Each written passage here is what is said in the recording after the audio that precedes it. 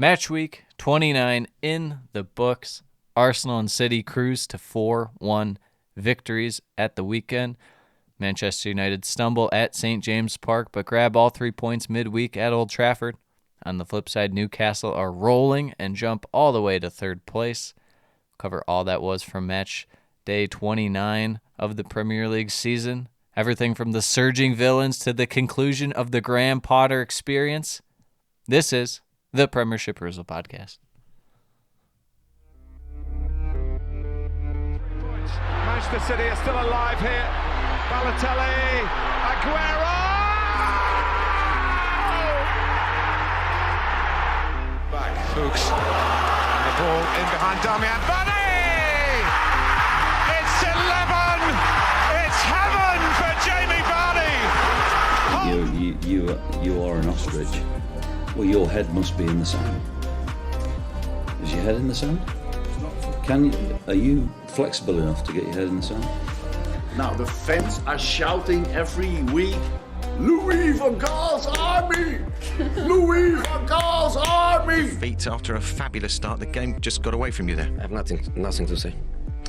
Nothing to say about the game at all. Drama from day one! This is the league we want to watch!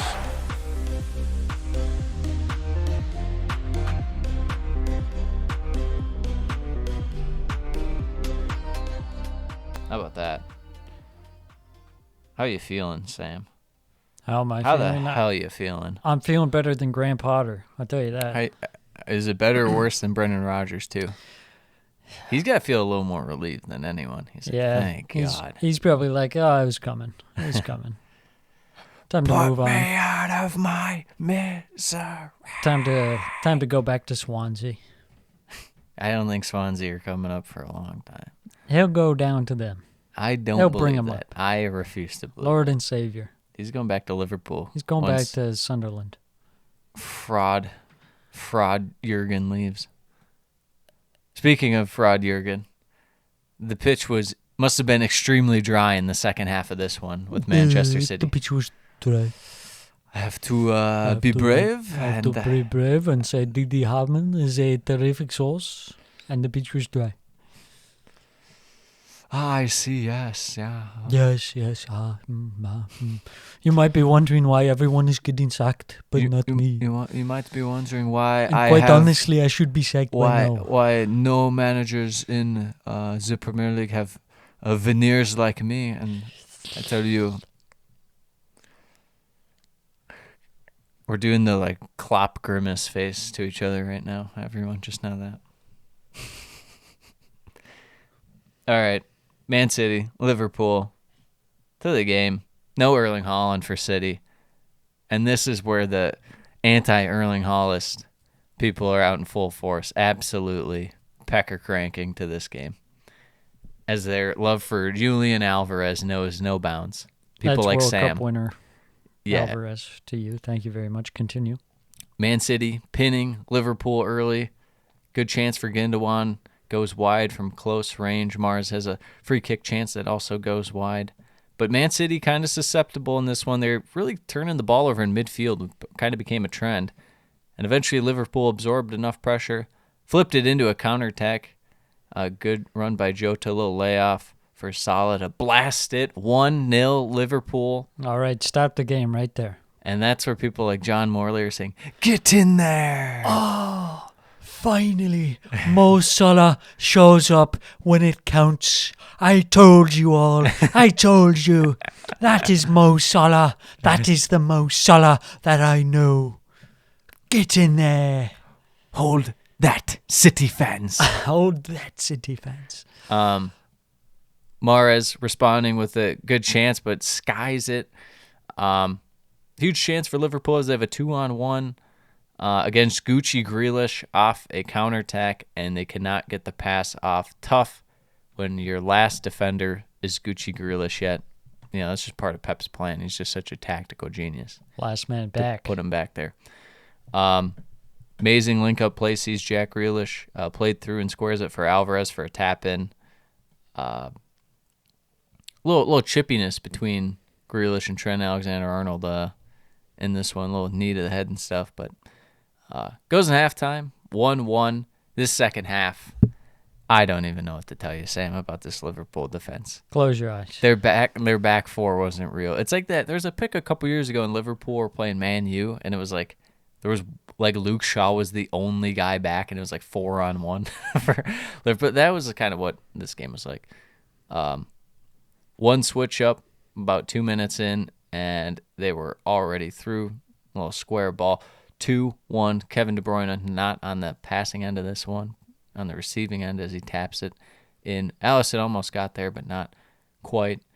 Gundogan adds a third after the initial shot by Alvarez was blocked. This entire sequence coming after Man City, just peppering Liverpool's box. Your guy Cody Gakpo, a little shameless diving, could have easily been booked. No call. Gucci Grealish had a terrific effort and is looking a whole lot better for Man City. I know people will still sit there and say, "Well, where are the goals? Where are the goals?" He still looks real good. Holland scores all the goals. Yeah. City had a fourth as Trent Alexander-Arnold is, I said, the worst/laziest defender on the planet. Let him get cooked. De Bruyne and Jack Grealish just rinsing the defense one last time as Grealish slots at far post. Finishes 4-1. I mean, City, give them props. You know, they executed. They looked well. Good adjustment given how they were playing in the first half. A bit sloppy, but they had the ball virtually the whole game. Liverpool really couldn't win the ball much outside of certain points of the first half. And Liverpool's counter just not as potent as it has been in the past. Let me ask you this. Is this the final year of Klopp? I've been thinking about it for a while, and this is kind of how he left Dortmund too. It was just like it clearly had fallen off, and he's like, maybe it's just time for a reboot. Mm-hmm. I could see it, yet the pay's probably pretty good from Liverpool.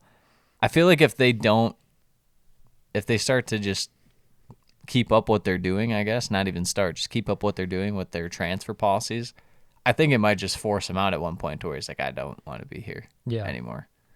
I'd like to see him move on to something new. Yeah.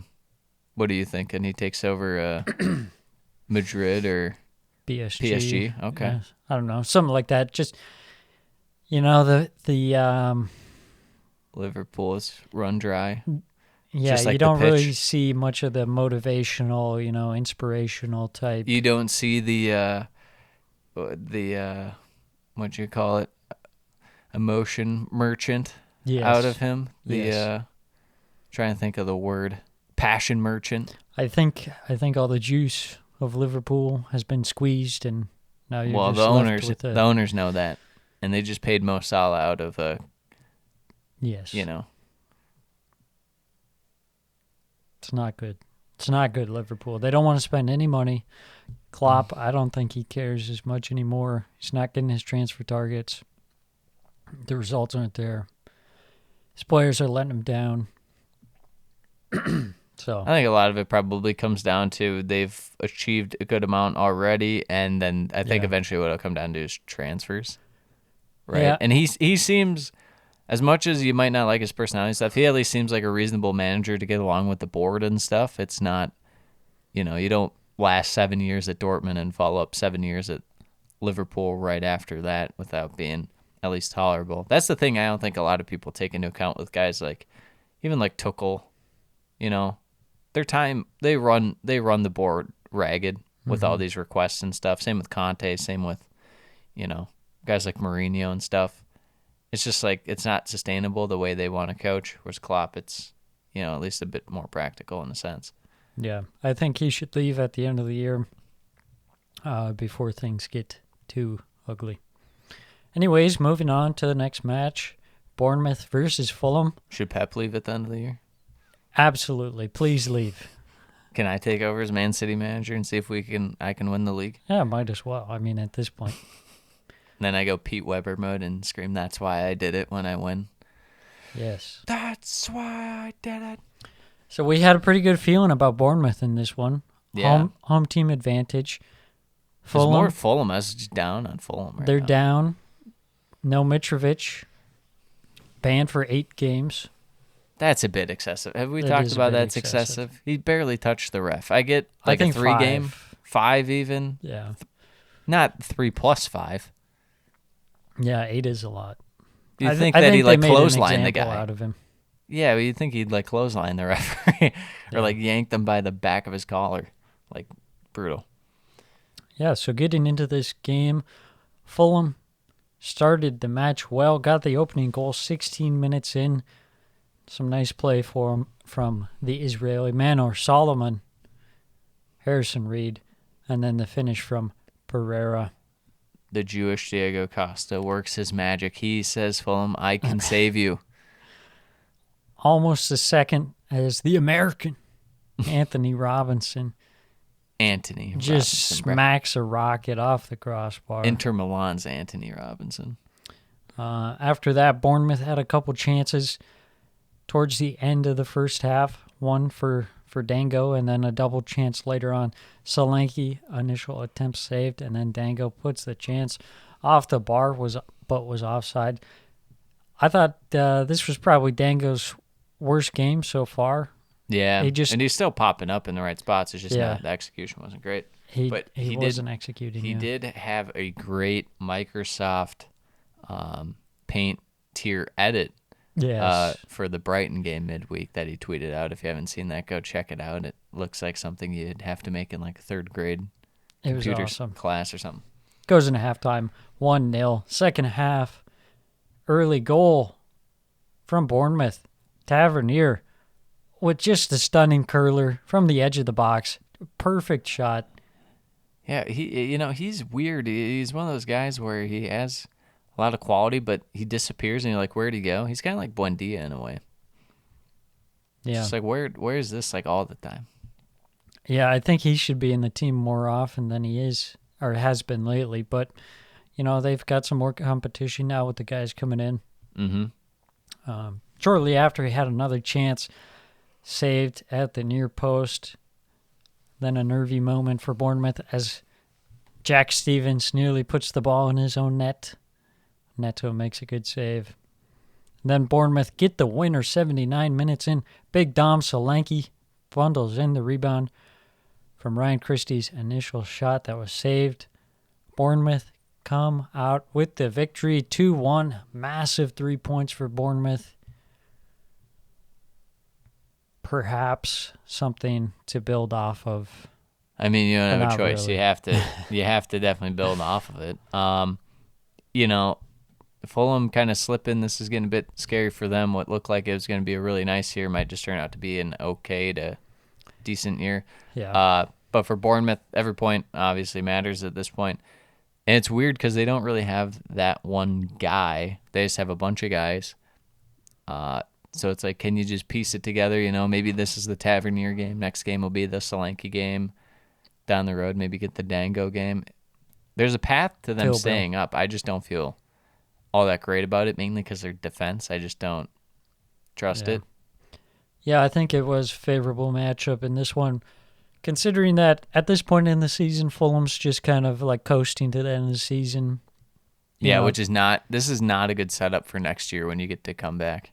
Yeah, it's not. It's but hey, Bournemouth pick up 3 points at home, hopefully making the Vitality a little bit of a fortress going forward. On to the next match. Arsenal versus Leeds. I'm glad that I got to miss work the one weekend or the one Saturday, and I got to watch this doozy of a game. Absolute doozy of a game. Yeah, first half. I mean, right off the bat, there were chances at both ends. Like It was within like the first open 2 and minutes. hectic, but at the same time, it was really bad and kind of hard to watch. Yeah, it started really fast. There was some good end-to-end action, but then it just kind of really slowed down. Had that feeling of post-international break, which was really painful. The first half, especially, Arsenal did not look good whatsoever, but they got bailed out a bit. Gabriel Jesus making a run into the box. Luke Ayling makes a interesting decision to go in on the challenge. Makes pretty minimal contact. It's my rule. It's my rule. It's patented. It's why are you making that challenge? Yeah. People arguing, he didn't make much contact. It was soft. It was a dive by Jesus. All fair points. I ask you, are you going to get the ball? If you get the ball, will it make a huge difference? And why are you going for the ball there? If all those lead to me siding with the attacking player and criticizing the defensive player, I'm all for the penalty. Yeah. The second Luke Alien went to ground, it was kind of like, well, there's only one option, really, and that's going to be a penalty. Gabriel Jesus steps up, converts the penalty, ends his goal drought.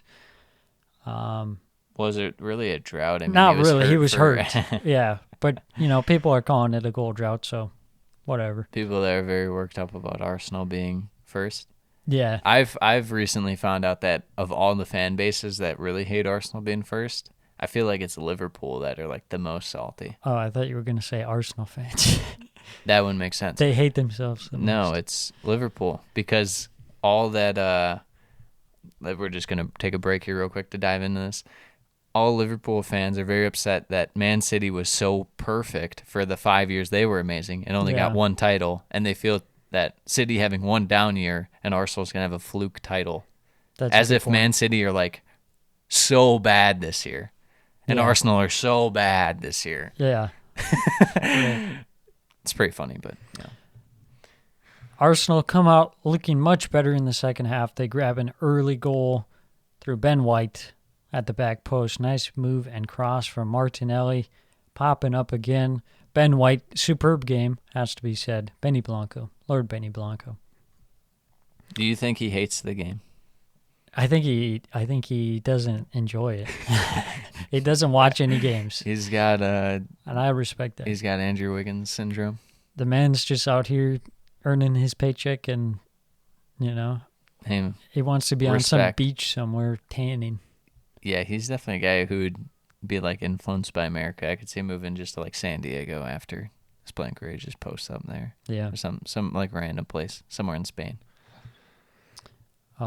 Gabriel Jesus grabs his second goal of the game after a fantastic pass from Leo Trossard. What a guy. Great Yes. through ball. What a guy, great What a guy, great guy. Super Leo. Super what winter they call- signing. He's been huge. He's a little guy, but he's huge. He's huge. Let me tell you, folks, he's huge. Curling effort against Leicester. You can't forget it. This has been the best trade in all of trade history. Let me tell you, Leeds pull one back. The clean sheet ruined. Aaron Ramsdale in the mud. Our guy, Deflected Christensen. goal. There we go. Christensen. Get wrecked, Arsenal defense. Then Arsenal grab a fourth just for the heck of it. Granted, Xhaka, nice header. Perfect little ball over the top from Martin Odegaard. Just say, hey, don't forget about me. Arsenal win 4-1. They match Manchester City's result, albeit versus a much lesser opponent, but Debatable. they did what they had to do. Debatable. Got the job done. Got 3 points. They move on to the next match. Debatable. All right, on to one of the matches of the week, if not the match of the week. Hectic. Brighton versus Brentford. Should have seen it coming. Brighton versus Brentford. Should have seen it coming. These two teams, you just never know with them. True. Brighton started off, and for much of the game, were the better side. Brentford, they were kind of cagey, trying to play on the counter, trying to take advantage of set pieces, their usual strategy. It was all Brighton to start the match, but Brentford found themselves taking the lead despite barely having any of the ball. 10 minutes in, of course, where else does it come from? But a throw-in Yes. leads to a cross from Jensen To Janssen. to Jansen. Jensen to Jansen, Jansen. heads home nicely. Just a thumping header to take the lead 1-0. Brighton many. don't know what hit him. Too many Scandinavians out here for this team. Brentford, get them out of my face. Yeah, jeez. Limit one Jensen per team. 11 minutes later, Brighton equalize. And who gets an assist? None other than Lloyd Christmas himself, Jason Steele. What a dime. What a beautiful ball up. Right up the wing. Up to Matoma. Dr. Dribbles chips Raya with the first time shot to draw level. But it didn't last long. Brentford regained the lead just a minute later. Brighton falling asleep after the kickoff. Tony immediately draws level after a giveaway from the throw-in for Brighton. Leads to a nice flick on from Mbumo to Tony for the goal. It's just Brighton sleeping after the goal. Brentford, they not only score from their own throw-ins, they score from the other team's throw-ins. Yes. It was really well done. But it wasn't long before Brighton drew level through Danny Welbeck. Nice ball from Solly March at the back post for Danny Welbeck. Couple of chances just before halftime for Brighton, but it goes into halftime 2-2. Yes. Any thoughts on that so far? It sounded like you were going to. It was just a hectic. It was just a hectic game, and we'll get into how it ends in the controversial handball at the end. But I was just surprised going back and watching it how many chances Brighton had, and they easily could have had like 6 goals. Yeah, they had a lot of chances, and they made some poor defensive errors. Yeah, they really should have won. It's this very game. uncharacteristic of Brighton with the defense. Yeah, top 5 defender in the world, Lewis Dunk, out there. Exactly. Coming out of halftime, Brentford grab a third goal 49 minutes in, taking the lead. Again, from a set piece, Mbumo to Ethan Pinnock at the back post. You just really can't be giving up these set pieces anywhere on the field. Easier said than done. Brentford, the best at winning them out here. Yeah. And pretty good at turning them into goals as well.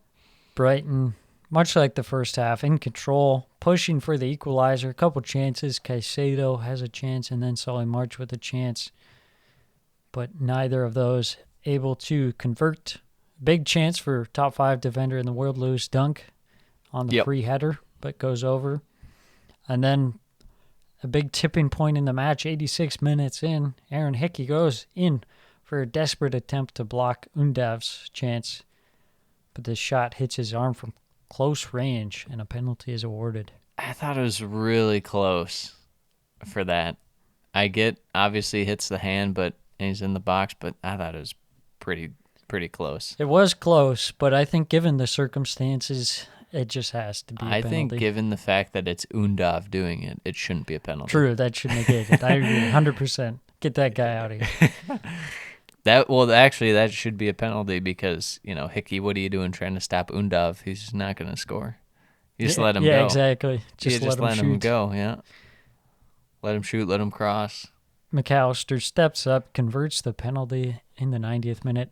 There was another handball shout, again on Hickey, but this time his hand was more by his side. Mm-hmm. Nothing given on that one. Finishes 3-3 in a whirlwind of a match. Who's the ultimate winner from this? Brentford getting a point on the road at Brighton? Yeah, you got to say Brentford. Obviously, they'll be disappointed giving up the late equalizer, but really, Brighton should have won this game. Yeah. And fairly comfortably, I would say, as well. Yeah. But unfortunately, we don't live in that world. Yeah, just kind of like what you were saying, some uncharacteristic play out of Brighton with the sloppy mistakes out of the back. Yeah, we figured it'd just be a dogfight in midfield as far as winning the ball and stuff because both sides are really good at that. It's hard to give an edge when it's strength versus strength. And they're both the same strength. Yeah. But, you don't anticipate Brighton being so sloppy in defense. And Brentford at times are a bit, shy on goals, especially when it's not Tony out there, exactly getting all the chances. Like in this one, there was a lot of set-piece opportunities. So Yeah.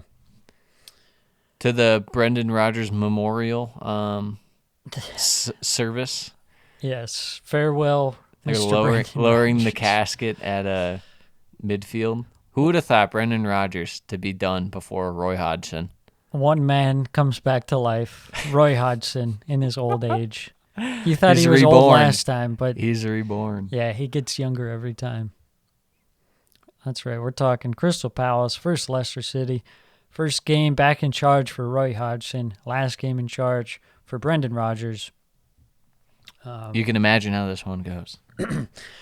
Yeah, I had kind of no expectations for Palace, but they seem to play better for some reason. I'm not sure why, but they actually possess the New ball manager well. bounce, bro, from Roy Hodgson. They possess the ball well, which I wasn't expecting.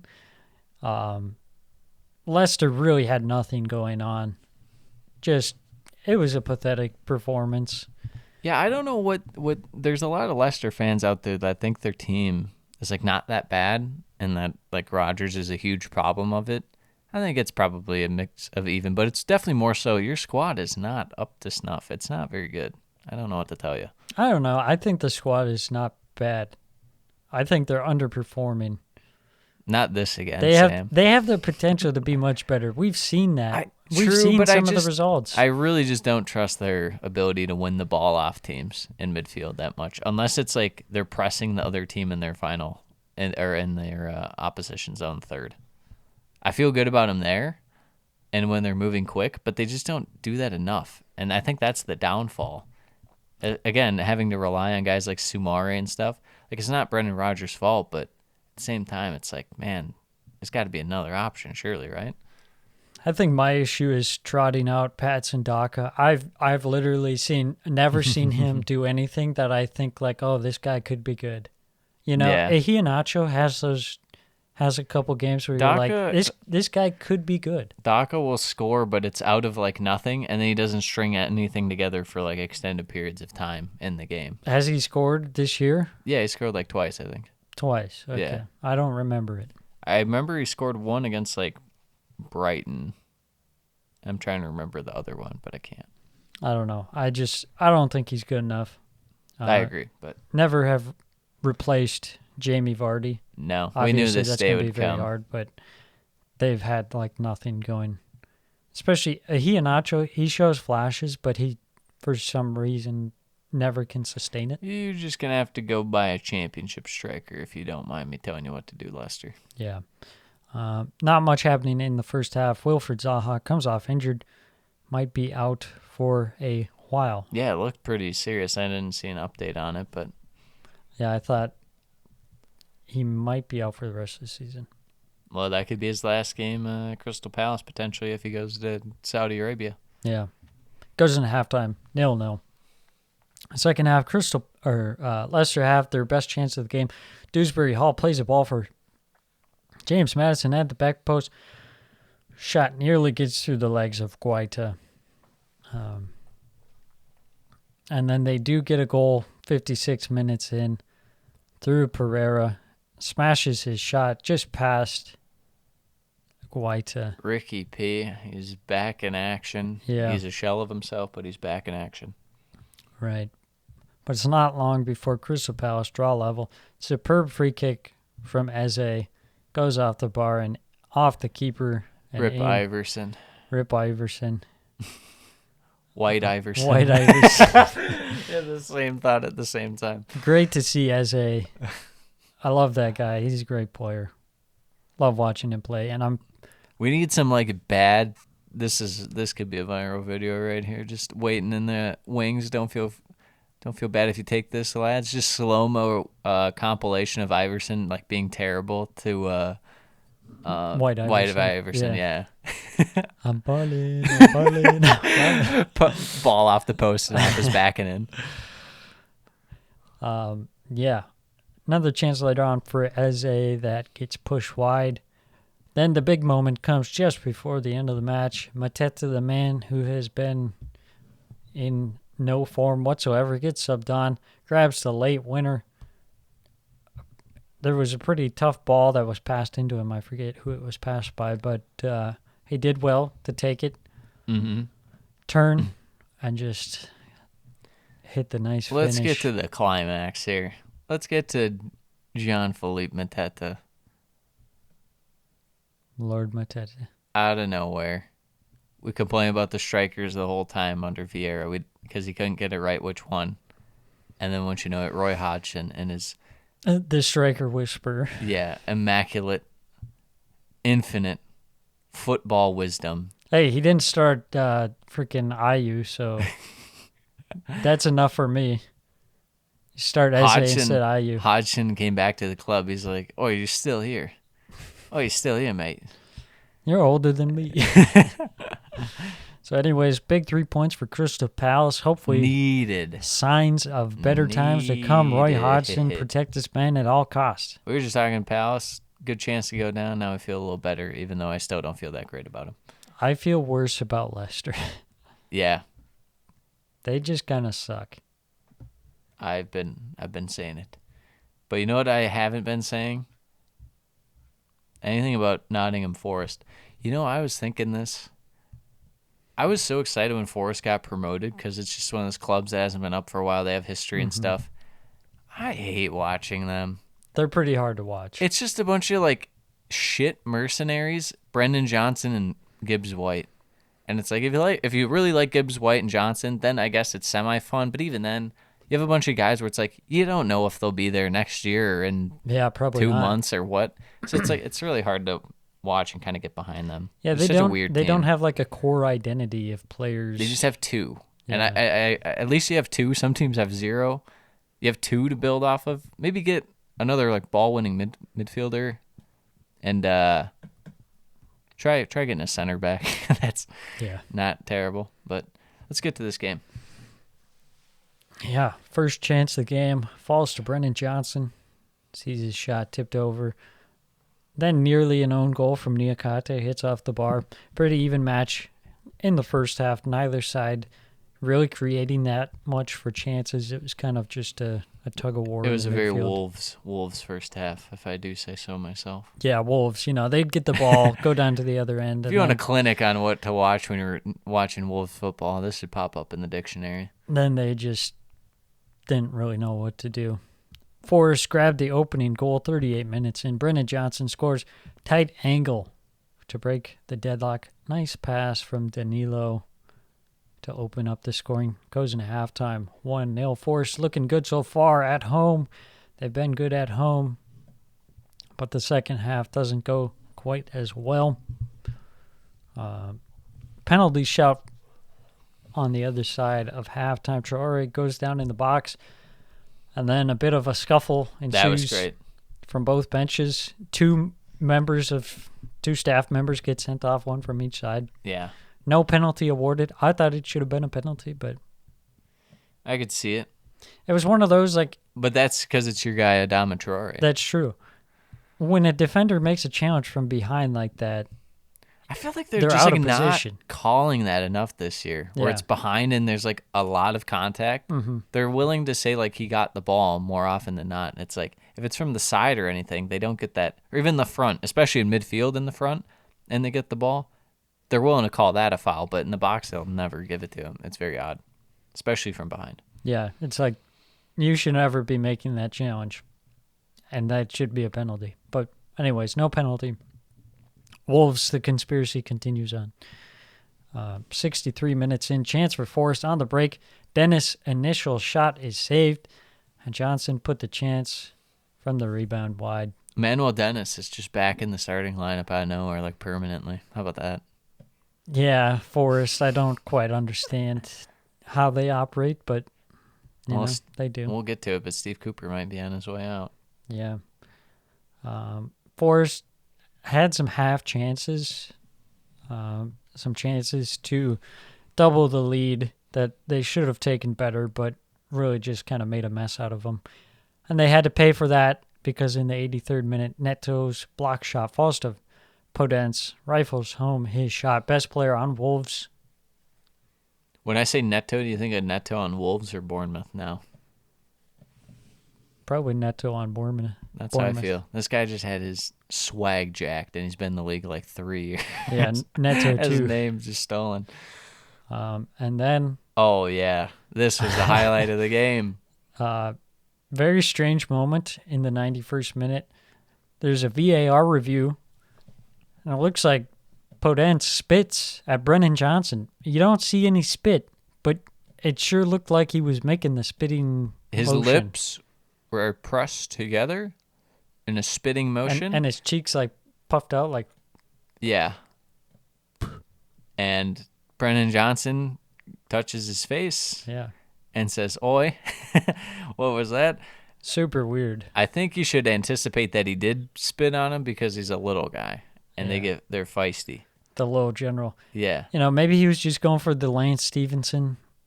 Blowing the I don't know. You know, Podence pulling and- out the mind games. Yeah, and Johnson didn't know what to do, so he's like, "Oh, he spit on me, spit on me." You don't really fake getting spit on though. That's a tough one. It's a tough one. Yeah, I was expecting you'd see like, oh yeah, you can see the spit there. That'd but- be hilarious. Just the loogie like in Yeah. midair, the one pixel loogie. Anyways, finishes 1-1. Kind of disappointing from both teams. Neither really played very well. Yeah, this game shouldn't have. I'm It should've losing been faith in forfeited. Wolves. I had a little faith in them, but they've kind of lost me. I think they'll have enough to hold on, but I really Yeah. going into the summer, they're gonna need massive like rebuild kind of potential. Yeah. Forest, every home game is crucial because you suck on the road, so that's a lost opportunity. Exactly. That's what we were saying. Like, they have some good chances at home to stay up. You know, they win some of these home games, they can stay up, but drawing. Let me tell you about not winning home games right here. Charity FC taking Charity on FC. Aston Villa. They did a Make-A-Wish for Graham Potter. They did a Make-A-Wish for Here, good evening. You can manage a big club. Getting to the game, Villa being pressed early in their end, very hard for them to break out at times. Mudryk with a huge chance, but shoots at Emi Martinez and does not pass. I don't know how he didn't think to pass. Guy Havertz had a tap. He really didn't trust Some Havertz. sticky feet on Chelsea. I mean, that's what happens when you got all this pressure and you try and be the guy. Mm-hmm. It's not right. You got to make the right play. Watkins, great chance as he's played in behind, drags it wide. Villa very easily getting in behind. Chelsea very aggressive in their pushing up. Villa's small little amount of possession results in a shot from John McGinn that goes off the bar. And then we have the goal. Cucurella and Koulibaly going for the ball. Koulibaly appeared to have it under control. Cucurella said, "How about I do this? I'm going to head it back." Way short of Kepa. And Ollie Watkins is in with the chip. The form he's in. He won't miss. It's 1-0 Villa. Ollie Watkins, Sam, he's trying real hard. He knows there's a number he has to hit, and he's trying real hard for me to... Ollie Watkins should write you like a thank you letter for believing in him and like pushing him at like the into the goal scoring existence. Yeah, like at the most dire moments. You believed it into happening. Yes. Felix, good shot, but even better save by Emi Martinez at the near post. Chelsea caught the Emi Martinez pop-off game, too. Unfortunate. You hate Graham to see Potter's like, why is this the case? Mudryk played through and had, I don't know, 20 yards of space. Like, no one was ever catching him. And he shoots from, like, the edge of the box, just a slow little curled effort. Very odd. Just goes to show you can't trust a guy with a middle part. So me and Gucci Grealish. Yeah, exactly. Ben Chilwell blasts one off the post. Havertz decent chance, but parried away for a corner. And then Chilwell scores, but it's ruled out as they said he was shoving. I forget who it was. It wasn't Mings. Konsa, and then Konsa in the back as he heads it in for a goal. disallowed goal FC out here. Goes in halftime 1-0 Aston Villa. Chelsea doing what Chelsea do best under Graham Potter, play as though they are winning when they are in fact losing. Just holding the ball, playing very slow, and then off a corner chance, falls to John McGinn, blasts it at the near post, off the post and in. 2-0 Villa. And after that, you knew there was no way back for Chelsea. Great chance for Conte, but absolutely shanks it. I mean, that was really their last good chance and the only real chance of the game for either side to end it. Finishes 2-0. We talked about the whole Potter thing last time and how I was willing to give him a go, and then I texted you right after. I said he's just got to go. Yeah, Hank saith. You can't play anyone who, I don't care who the manager is. If you're playing Loftus-Cheek, you need to go. I agree. If you're playing Loftus-Cheek, not only just playing him as a wing back, so he's the one putting balls in, you need to go. I agree. Reece James at center back, you need to go. I agree. You need 2 goals, not just a goal, 2 goals. You sub on N'Golo Kante to make forward runs. You need to go. He's lost the plot. Yeah. Graham Potter in over his head. Hank saith, so it shall be. So Todd Bowley doeth. Todd Bowley doeth. Graham Potter receiveth the sacketh. Brutal tenure from Mr. Absolutely. I read that the players were calling him Harry Potter and Hogwarts, and I just thought that was the funniest thing. I don't know how much I believe that, but I feel like the whole thing. There are quotes coming out before he sacked he like never yelled at the players. He doesn't seem like a yeller. You have to at some point. How would you not like look at what's going on and lose your mind? I would lose my mind at everyone. Let's fucking go, guys. Yeah, how do you not? Sorry, fogging. Yeah, fogging. Let's fucking go. I don't know how you don't like lose your mind at these people. I would, if I had to play Kai Havertz and my job was on the line, I would take him by the shoulders and I would shake him as hard as I could. Like I would Bart say, Simpson? Get your shit together, man. You'd be like season 1 Homer. Yeah. Why you little? I'd just be doing that. Like, you have to score. I'd just say, let's fucking go, guys. And I think that there were guys. Let's fucking go. Right from the start. Let's fucking go. That just didn't. I think guys like Sterling just weren't into it. I think a couple guys like James and stuff probably gave it a go, and then they're eventually just like. I mean, think of it from Sterling's perspective. He won trophies with City. Now he's going to Chelsea, getting a big paycheck. Mm-hmm.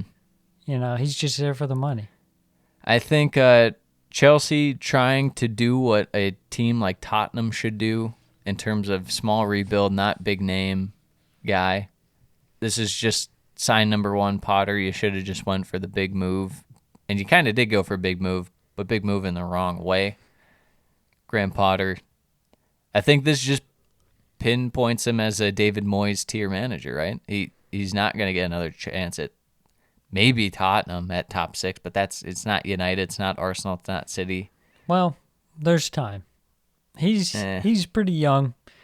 I think if he did well with another team, someone might take a shot at him. Well, good luck. I'm not saying it's gonna happen. I know. I'm just saying I could see it happen. I'm saying good luck to that club. He's a young guy. He's got a lot to learn. Yeah, well, he can go learn when he takes over West Ham next year. Yeah, I'm not sure he can handle. Very surprised he turned down Leicester. Of a big team. Leicester poison shells, man. You're going in the championship. But the thing with the whole not handling ego is you bring that on yourself if you're not willing to thrust yourself in and say, I belong and I'm going to tell you how to play. These guys want to be told how to play. Yeah. You can't just go out there and expect you're managing, 2010 Barcelona. Like this team's 10th in the Premier League for a reason. Yeah. I don't know. You have to go in there and assert yourself. Otherwise, they'll just take advantage of you and not play. Then they'll call you Harry Potter. Yeah, Harry Potter. Call you Hogwarts. Yeah, they'll literally give you middle school bully name. You gotta demand the respect. If you don't, Chelsea, they'll eat you up. It's Yeah. like a freaking high school clique over Yeah. there. The only guy who looked half decent, truly under, I guess two, Betishile, obviously Thiago Silva goes without saying, Betishile, Fofana towards the end, but Enzo is the only guy in Chelsea right now who's really worth anything. Even Reece James, I mean, part of it's they're putting him at center back rather than wing back, but he's still not playing that well. But So anyways, we digress. yes, to Graham Potter's future club, West Ham. Not a bad shout. I don't know who else would you bank on getting him.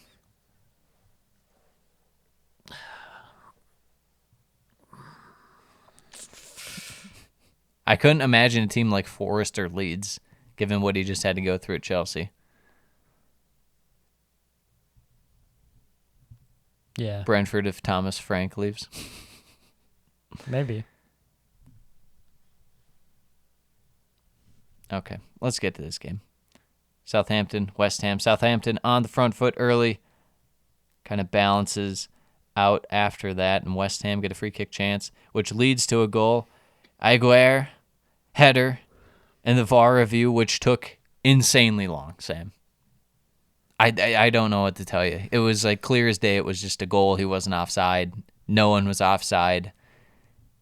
It took at least 2.5 minutes. VAR, man. Southampton respond. Good chance through Romain Perreault. Big save by Fabianski. West Ham get some more attack going late in the half as Bowen hits the bar on the counterattack. He's trying to spark Sam's prediction of him being the guy who pops off. Halftime 1-0. Second half, Southampton looked threatening in attack, and West Ham really could not keep the ball. Kind of kept fluffing their counterattack chances that are few and far in between. I mean, that's just something with West Ham where that's how you know it's just not going this year. Their attack is just constantly, whether it's in possession or counterattack, it's like not on no matter what. Yeah, it's been rough. Benrahma, good free kick, is saved, who just continues to be one of, if not the most frustrating players in the league. Paqueta with a good chance from close off a corner, which is skied. And then at the death, Sam, your guy. I don't even know his last name, and I'm not going to pronounce it, but Big Paul, we call him around here. Yeah, Big Paul. Header off the crossbar. Would have been huge for Southampton to take a point. They don't. Instead, Would have been a big dub for tall people everywhere. it would have been for guys named Big Paul. Instead, finishes 1-0 West Ham. Not super convincing, to say the least.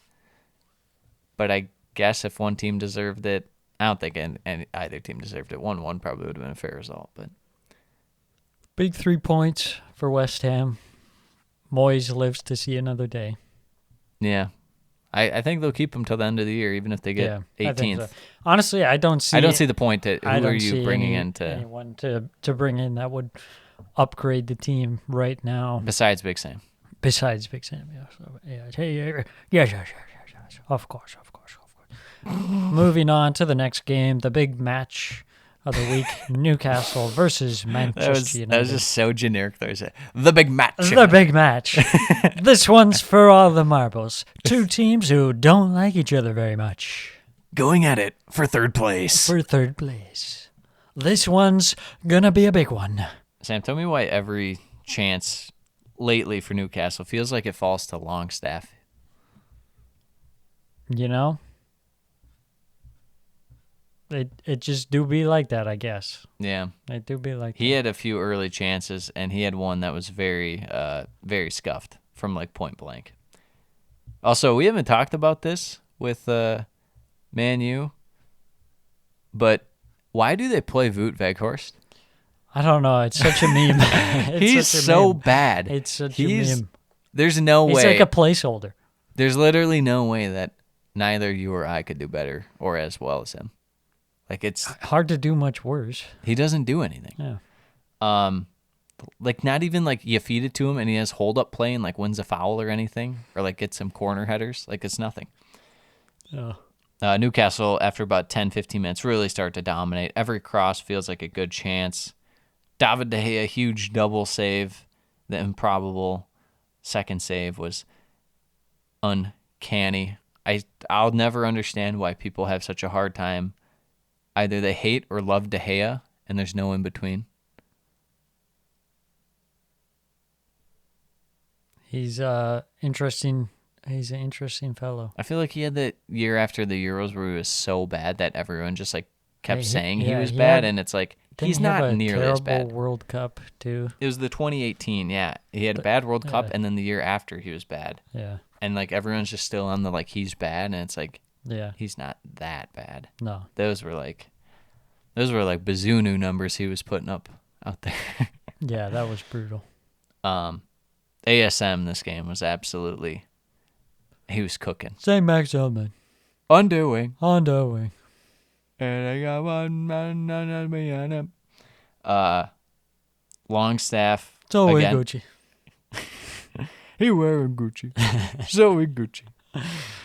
Too good. Longstaff again with a few chances and just cannot score. It's not possible. Man U just shouldn't hold the ball because anytime they held the ball, it was going to be turned over and turned into a counterattack. But Newcastle may also never score. There's a chance right before break where Man U practically hand it to Newcastle on a silver platter and Joe Willock skied it. So it goes halftime. 0-0. Second half, Man U look a little bit better early on, but really fades. The passing just started to go, and the possession was definitely wasted. Newcastle kind of building up momentum. Not any great chances like the first half, but they finally get one in the 65th minute. Well worked passing sequence. Nice little headed, lofted pass by St. Maximin across the face of net to Willock for the tap in. 1-0 Newcastle. After that, little crazy corner sequence. Sees a goal cleared off the line for Newcastle, who are desperate to add a second, but they do add a second late in the second half off a corner. Callum Wilson, virtually a free header. Sam's guy Lindelof left in the dust.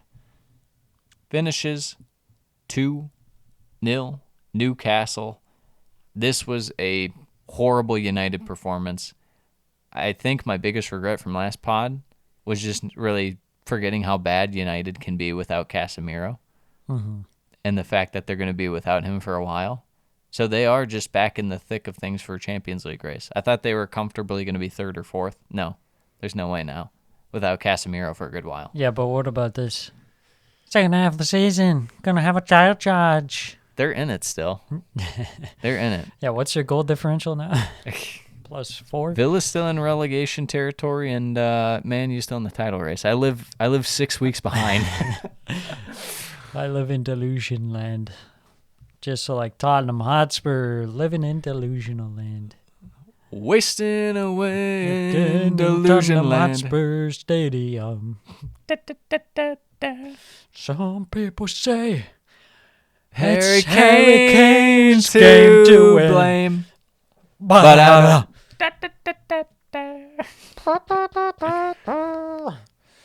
it's my own damn fault. If it was Harry Kane, it'd be like, it's my own fault. Oh, that's a low blow. That's how he talks. Let's get to this game. Let's get to this stinker of a game. Sam's guy, Damari Gray, first effort, curls high and wide. Everton, a little frisky early on, but Tottenham show they're pretty solid in attack early, dangerous crosses. It feels like Pedro Porro's already their like second best guy. I agree.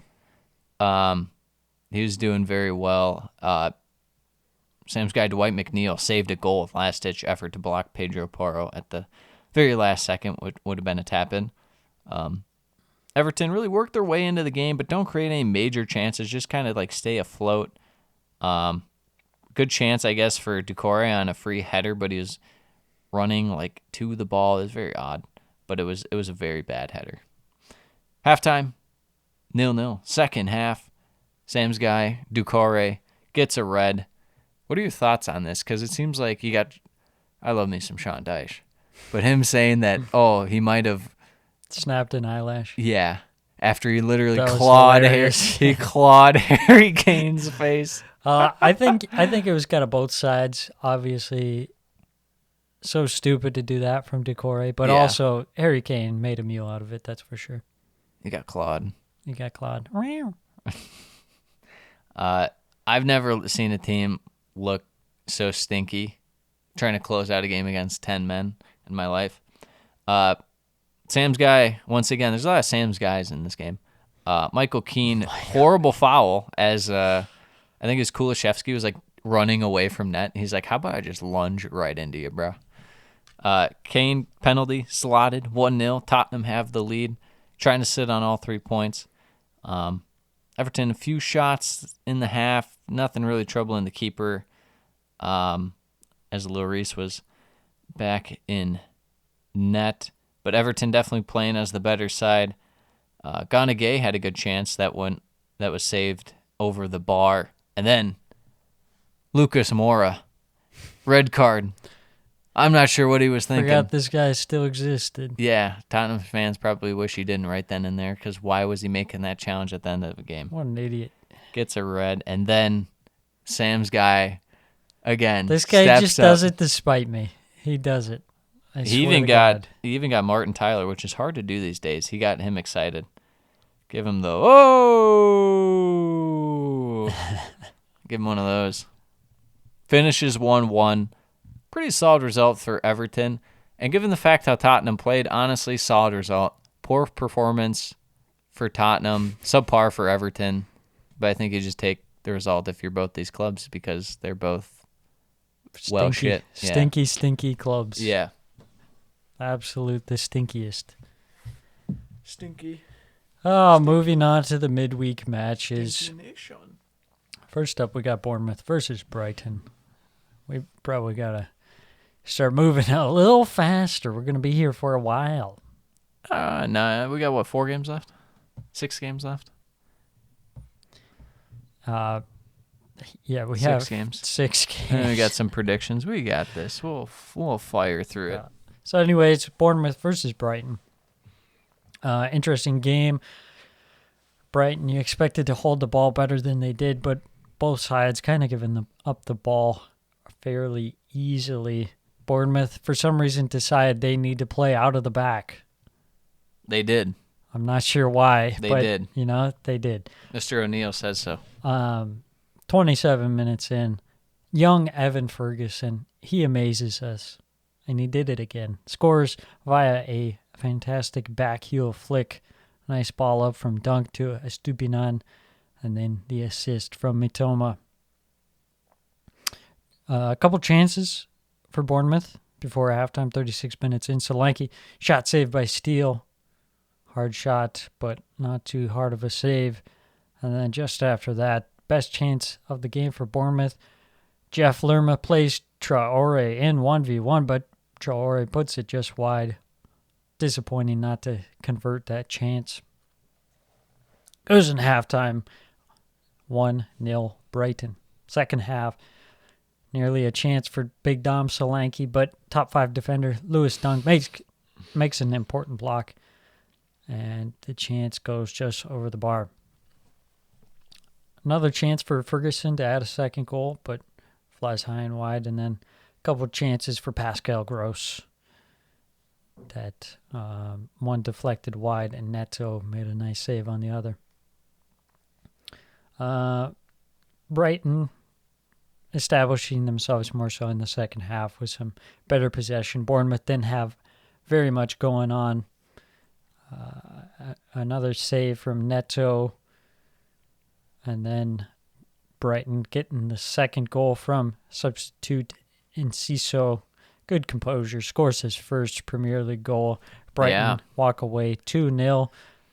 Fairly comfortable for Brighton. They didn't play the best, but good enough to get the 2-0. Brighton gave the John Morley sigh of relief when they saw that Bournemouth won the past game, because Bournemouth ain't stringing back-to-back wins together. Absolutely. Is it kind of annoying to you that everyone keeps rumoring Evan Ferguson to a big club? I have not seen these yet. He just keeps getting rumored. It's like, how about you just let the guy be at Brighton and let him pop off for a little bit? Yeah. Brighton don't need to sell everyone. They don't need to sell Matoma. They don't need to sell Ferguson. You could probably sell McAllister. I don't know if you'd need to, but you could probably sell him in the summer. I don't think it'd be a good time for Ferguson to move at He's the 19. moment. He's 19. Why would you move? He's at a good spot right now. Yeah. Getting some good game time. Brighton, another 3 points. Moving on to the next match, Leeds versus Forest. Yes. This was a game indeed. It sure was. Leeds started this one well, as they have done previously this season at home. Some good tempo to start the game. First chance of the game falls to Emmanuel Dennis. Hits off the bar from the corner. Really should have scored that one. And then Forest take the lead despite having minimal possession. Nice finish from Mangala just to find the corner of the box. Leeds, 8 minutes later, grabbed the equalizer. Mark Roca's initial attempt saved only as far as to the on-rushing Jack Harrison. The man coming in clutch. I said it. He's going to come in clutch, Jack Harrison. He'll be vital. You called it. He's been on fire. Signed the new 5-year contract today. Yeah, I saw that. Big dub. Big ups. For Victor Leeds. Orta's like, we need him. And then Leeds grabbed the 2-1 lead just before halftime. Sinistera. I don't know why this guy starts any games. If I was a coach, he wouldn't. I mean, they put a lot of money into getting him. That's probably why. They feel bad that they spent a lot of money on him. Yeah, I would have never spent money on him in the first place. But anyways. Well, that's because you don't believe in the Dutch. You say the Dutch ain't much. Cuts in from the left. Scores from the edge of the box. It was nicely taken. Goes in halftime, 2-1. Second half, a whole lot of nothing happened. Forest, they're just hard to watch. I told you. They don't do much. Yeah. I think that there's potential with them having Brennan Johnson and Gibbs White. If they can add a couple younger guys, I could come around to liking them. Yeah. But until then, and I have to watch not Lord John Joe Shelby, but guys like Remo Freuler and anyone in their back line. Yeah.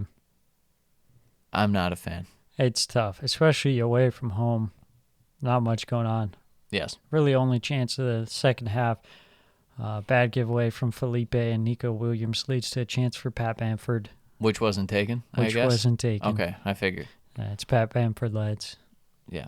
Leeds do end up getting the win 2-1. Big 3 points for them. Javi Gracia. I doubted him. Shoving Sam's face. But really, Forrest is just kind of bad. Yes, it is Road Forest. And Steve Cooper.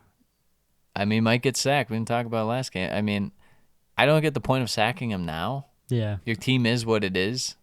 Yeah. Unless there's like some guy who can come in and talks you into like, no, I can play this guy here, that guy there in this way. That's different than Cooper, I guess, but I don't feel great about it. I would just trust Steve Cooper, which is weird for me to say. I'm a huge Steve Cooper guy. Yeah, I think you just got to go down, try and actually build a sustainable team in the championship, and then come up. Well, good luck with that, because you literally just did the complete opposite when you finally got up here. Yeah, exactly. I think Cooper might get sacked, and he'll take over at Southampton when they're in the championship next year. Oh, maybe. That's what I would guess. All right, next game. Moving on, we have Leicester Villa, this terrible game. Leicester was actually really good early on. A couple good chances for Sam's guy. I'm just going to say it the whole rest of the pod. Sutar. At least this is a guy you don't mind. But I do like Sutar. Yeah, He's 2 chances. Very tall lad. Including a sitter that somehow went wide off a corner. But Villa finally get one chance, and they string passes through the middle of the field because Leicester has no one in the middle of the field. I thought it hit Buendia's arm. They didn't call it. They checked VAR for offside. Didn't even check it. I thought it was weird. Anyways, Watkins scores again. This guy, I feel like it's flying under the radar how much he's scoring. 6 goals like in no 6 straight away Villa. games. No one's talking about Villa. No one's talking about Ollie Watkins. Villa's going to finish in at least the Europa Conference League spot. I'll call it now. Leicester kind of looks sloppy, giving Villa more chances, but they finally hit on the counter. Harvey Barnes Vintage from a Harvey Barnes. Voot Foss dime. Yeah, I mean, Barnes just turned on the Jets. I said if Leicester going to stay up, he's going to be their guy. Goes in halftime 1-1. Second half, Villa look a bit faster in this half, specifically in possession, actually kind of going forward a little more. Get some passing off. You remember the first time these two played, not that long ago, Leicester's really giving it to Villa in their own end. Moreno rings the post. Dewsbury Hall, tough go for our lad. Poor first yellow, and gets his second yellow shortly after as he was about to be subbed off. Both fouls on Ashley Young. That's how you know it's bad. Brutal. Why are you fouling Ashley Young? Brutal. What's he going to do? The crafty veteran. Yeah, Drawing the red card. The man who literally just got torched by Harvey Barnes. All Aston Villa, but still not that many chances, except for Young and Ramsey. And then Villa get their goal after Leicester's defense cannot clear or potentially refuses to clear. I don't know what that was. And it falls to Troy on the edge of the box and hits a curler to make it 2-1. The game ended with some controversy, Sam. Pen was given to Leicester. VAR checks, confirms it should have been a goal kick for Villa as Watkins was shoved from behind, not him shoving Daka. Finishes 2-1. Villa. Villa are the team of the future. Hey, I'll say it. I like Traore. Bertrand Traore? Yeah, I liked him. He was always good at Ajax. I don't know how it never really translated. I wonder if it's... First off, I know it didn't work under Stevie G because Stevie G is like, how about we sell all our wingers? It's like, yeah. Okay, why? But under Dean Smith kind of was a little more of an El Ghazi kind of guy. And they had Jack Grealish on the other side, so it was one or the other, you know? But he did play a bit under Smith. He was playing more, and I liked him back then. And then he got exiled by Stevie G to Turkey. Yeah. And now he's back in the fold, so I like it. I just can't believe Villa are playing this well without Phil Coutinho constantly being in the lineup like under Steven Gerrard. How is it even possible? I don't know. Let's get to Stevie G's old team. Liverpool. This one I called... Yep. Do you know the last 5 Chelsea, matches Liverpool. between Chelsea and Liverpool have been 0-0? Oh, this game should not be allowed to be played. Chelsea early 2-1, one counterattack inside 3 minutes. But the chance, Felix does a good job of creating space, but then it immediately gets blocked. Chelsea literally doesn't do justice for how it was the exact same chance, Sam. And this time, they mess up the chance by having bad passing. But little do you know, Liverpool's defense sucks, and they somehow work out a shot, and it's cleared off the line. It was all Chelsea in this one. Chilwell square ball cleared by Allison. Just way too easy to win the ball from Liverpool in midfield. Reece James scoring. He's offside on the corner. Enzo Fernandez by a knee's length. Sam, what are your thoughts on Kai Havertz? Kai Havertz is not good enough. This man bothers me. I have a note here that says he's so ass there's no way Nkunku is not going to be better for them. 100%. Liverpool counterattack chance at the end. Jota blows it. Couple close calls on the ensuing corner. Sam's guy, there it is again.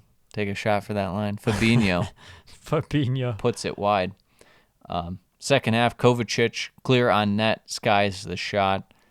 Kai Havertz then clear on net, shoots it right at Allison, back off of Kai Havertz and in, but ruled out for a handball. That pretty much is it. Oh, Felix had a chance from the edge of the box, and he skied it when Chelsea were on a 3-on-1. Shocker, he didn't pass. It finishes 0-0.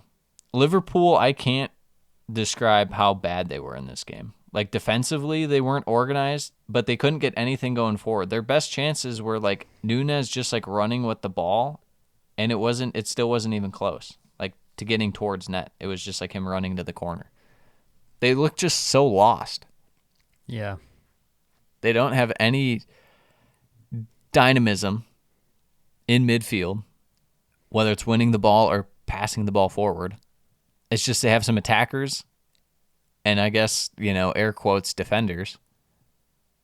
I don't know. Some luxury defenders. Yeah, it's really Some attacking defenders. It's really bad, this Liverpool side. And as far as Chelsea go, in the one match for, I don't even know, his name was Bruno, the bald guy with the beard, their manager last game.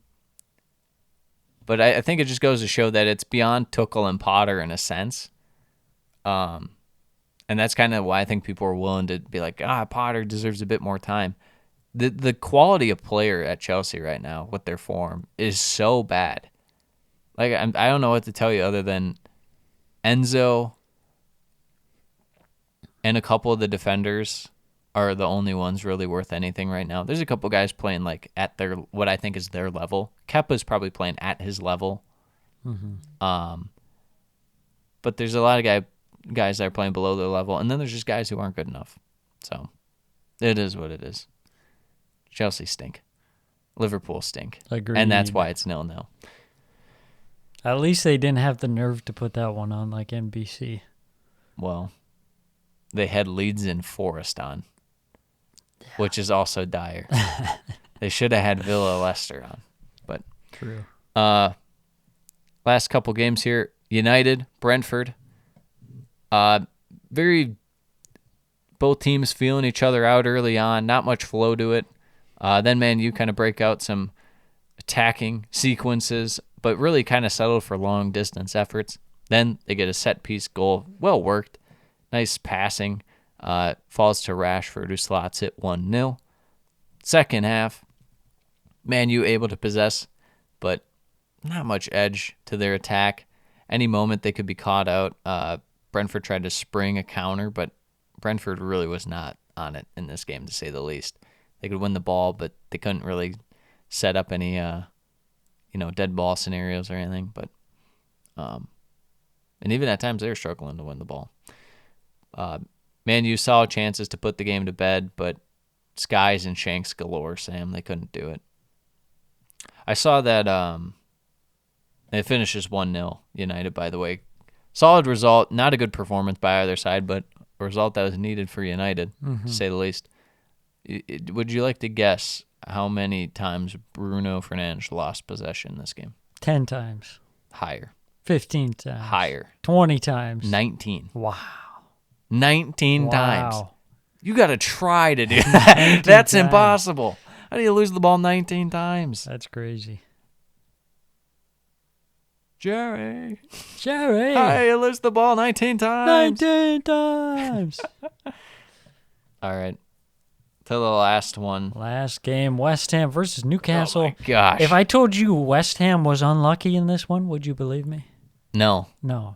Okay. Well, let me tell you.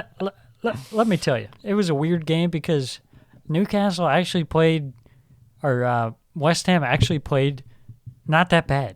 Okay. It's just their defense was tragic. Was Kurt the cat kicker in? And Yes. Tilo Cahill? Don't get me going on Tilo Cahill. Nearly an early own goal from Bruno. Hits it off his own post. A little warning sign for Newcastle. But Newcastle get the early goal. 6 minutes in, Tilo Kehrer, for some reason, puts the ball out for a corner despite there being no one within 30 yards of him. Nice. And that leads to a corner, and then there's a second corner following that one that Callum Wilson scored off of to take the lead 1-0. 13 minutes in, Newcastle grab a second goal. Joelinton catching West Ham. Joelinton. Their back line just completely off guard, sleeping 100%. Very strange. It was like the play wasn't even going on for the West Ham defenders. Easily rounds Fabianski. Was initially ruled offside, but reviewed and given as onside 2-0. West Ham looked decent in possession and attack, but really shaky in defense. They did grab one back 39 minutes in. Zuma, Kurt the cat kicker, from a corner after Pope comes out for the punch. And just a big swing Big and a old miss. whiff. Yeah, big old whiff. That was a rough one. Goes into halftime 2-1. And then just on the other side of halftime, Newcastle, another terrible mistake out of the back, this time from Aguerd, leads to an easy third goal for Newcastle. That was Callum nice. Wilson I don't know what's gotten into their defense, but it's really bad. A couple of big saves from Fabianski to They kept a save. clean sheet versus Southampton, and they thought they were proper big time. Yes. A couple saves, one on Murphy and then one on St. Maximin. Bruno G has an effort go wide, and then Newcastle get their fourth. Fabianski comes out to prevent Isak, who got in behind, but Fabianski does not get enough of the ball. Did he get any of the ball? He got a little bit. A little? Okay. It went about 2 feet in front of him, Nice. and that just left it for Isak, who easily scored. And then just adding insult to injury, Joel Linton for a fifth, 5-1. A real This is what rough defeat for West Ham. This is what Newcastle, when they're actually able to score, look like. Yeah. With a little help from their friends at the West Ham backline. Yeah, well, Very bad performance. I was half expecting Moyes to be sacked after that one, but I was also thinking, like, what's the point? is that really his fault What's that the that point? the Yeah. defenders just like did terrible? I mean, these are individual mistakes. Yeah. So I'm not sure how much you can put on Moyes for that one. Moise, Because overall, their Fellaini. offense looked decent. But cleverly. yeah. So, anyways, let's get into some predictions. Speaking of Moise, the Moise Derby. The Moyes Derby, the Man former U, Everton. Moyes Derby. Well, there's a few Moise Derbies. If Sunderland ever came back up, they could be a part of one too. True. United, Everton, Woshan Dyche go to Old Trafford and mug him off, get himself a point. I could see it happening. I couldn't see him winning. Could see him getting a point. I'm just really worried about United with no Casemiro. Yeah. It's spooky. I think it'll be a 1-0 grinded out win, kind of like their Win against Brentford. win against Brentford. Yeah, Yeah. but Brentford was really bad. Everton would have to be really, really bad. They're just really bad. Inconceivable. They're just really bad. Everton, They're not bad? What? When you get the Dwight McNeil show dropped on your head, it's bound to happen. When you get Michael Keane dropping 90-minute equalizers. Bangers. I'll say United 2-1, but I don't feel great about it. Okay. Villa versus Forest. At Villa Park. Well, this is a Nottingham Forest away game, lads. Villa in fine form themselves. Well, that's how you know they're gonna drop it. They're gonna bottle it somehow. It could. I think it'll be I'm thinking 3-0. 2-0 Villa. Okay. You didn't specify. Is that for Villa? No. 3-0 Villa? No, it's Nottingham Forest will win on the road. Brentford, Newcastle, the Georgia Tech Community Stadium. This is a tough one for Newcastle, especially Brentford with that loss to Man U. Be looking to bounce back. Yeah. Will not be an easy game for Newcastle Newcastle. coming off some big wins, though, Mm-hmm. in fine Maybe form. I thought you were going to say maybe a drop-off game. I don't think so. Because they've been clicking. I think Newcastle will win this one 3-1. I'm going to go with a 1-1 draw. Okay. Fulham, West Ham, Craven Cottage. This game probably will be pretty trash. This game is going to be very, very bad. It's It going is to going be to be- hot garbage. It's going to be my dookie after spicy curry. Yeah, it is going to be a spicy curry dookie. We'll go 0-0. If you had to pick someone to win, who would you pick? I'd pick West Ham. Yeah, I'd say West Ham because they are like playing for something. I'm gonna go. Well, I'll go 0-0. I don't like. I'm this going to say game. 1-1. Okay. Leicester, Bournemouth, King Power. This ultimate 6-pointer. Ultimate 6-pointer. Yeah. I don't know. I don't feel great about it, but I'm going to say Leicester's going to win 2-0. Oh man. Okay. They were playing well against Villa. They just had some moments where it's like, what are you doing? Yeah. I'm gonna go with a 3-2 Bournemouth victory. I think Bournemouth turn it on right now. Okay. Tottenham Hotspur versus Brighton Hove and Albion. Or is it Brighton and Hove Albion? Brighton and Hove Albion. All right, I'm an idiot. Brighton. Hove and Albion. Brighton Hove Albion. No and. Yeah, take out the ampersand. I mean, it's hard to not go with Brighton, as weird as it is, at Tottenham. Yeah. I'm going to go Brighton 2-0. I'm going to say Brighton 2-1. Wolves, Chelsea, Molyneux. Super Frank. 0-0. Super Frank. Oh, dude, I can't wait for Frank go on a tear, win the Champions League. How funny would that be? That would be so funny. Frank gets sacked, and Tuchel comes in to replace him. Tuchel wins the Champions League. Tuchel gets sacked, replaced by Potter. Potter sacked, replaced by Lampard. Lampard wins the Champions League. That would be so funny. I love it. It would be so funny. It would mainly be funny because then Chelsea be in the same spot they were in 2 years ago, where they don't full rebuild, and then we just get another year like this, like a year or two from now, when they're like, we have no choice. Frank Lampard won the Champions League. 4-year contract. We have to hire him. Yeah, I want them to contract. be forced into hiring him. That'd be so great. He's going to unlock Mudryk. He wanted to buy him at Everton. They had a £30 million pound bid rejected this summer at Everton. There you go. So imagine him on Everton. Teaming up with Mikalenko. Come on, let's go. Come on, lads.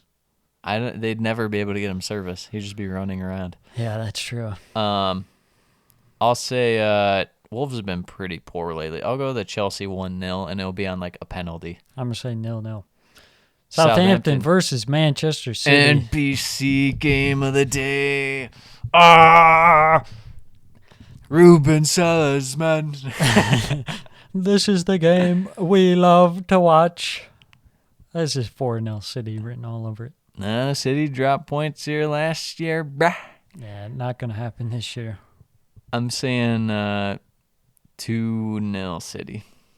2-0 City. Okay. Yeah, I think they have an off day, which isn't saying much because Southampton still stink. Yeah. Leeds, Crystal Palace. This could potentially be really decent or just bad. Yeah, could be. I have a feeling they're gonna do a sturdy and it's gonna be a bad game. I'm gonna say it'll be a good game. I'm gonna say 2-2. At Elland Road, I will say 1-1. A lot of draws going around. All right, here it is, the game we've all been waiting for. Liverpool, Arsenal. I don't know what to say because Arsenal. I am in big trouble. Liverpool are so bad, but at home they're a bit different. Rivalry game a bit different. Arsenal have always had some weird thing with Anfield. Can't win at Anfield. It's very odd. I'll say Arsenal drop points, but I say it's just a draw. I'm gonna go 2-2. Yeah, I think Arsenal is gonna lose this one. He's grinning. And I'm not even anti-jinxing. I genuinely think they'll lose. This is at least believable. When you pick them to draw against like Fulham at home or on the road. I think the fact that Liverpool have been in terrible form this year just adds to it even more. Yeah. But it's like they beat United 7-0. Beat Bournemouth 9-0. They beat Bournemouth 9-0. Anfield is a tough place to go for Arsenal for whatever reason, so I'm going to say 3-2 Liverpool. Okay, so we have a 2-2 and a 3-2. Give us one more prediction before we head out. Give me one more prediction, Simon. I'm going to say that...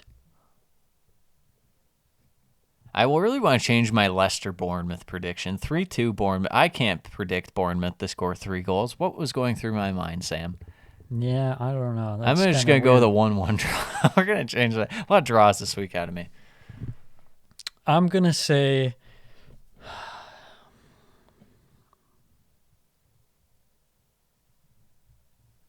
nothing's really calling out my name. I'll say... Did you have you had 1-1 Fulham West Ham, or did you have 0-0? I had 1-1. Who's scoring in that game? Who's scoring in that game? Well, that's going to be... Paqueta. That's Scamacca. That's going to be... Scamacca and Vinicius. That's going to be... That's going to be... D. Cordova Reed. Bobby D. Cordova Reed and... Declan Rice banger. Someone off the bench. Ben Rama? I don't know. Sushek. Yep. Sushek? Sure. All right. There it is. There it Another is. pot in the books. This one was a long one. A treat. Yeah. Enjoy, lads. Adios. Mis amigos. Happy Easter, lads. Enjoy some Premier League football.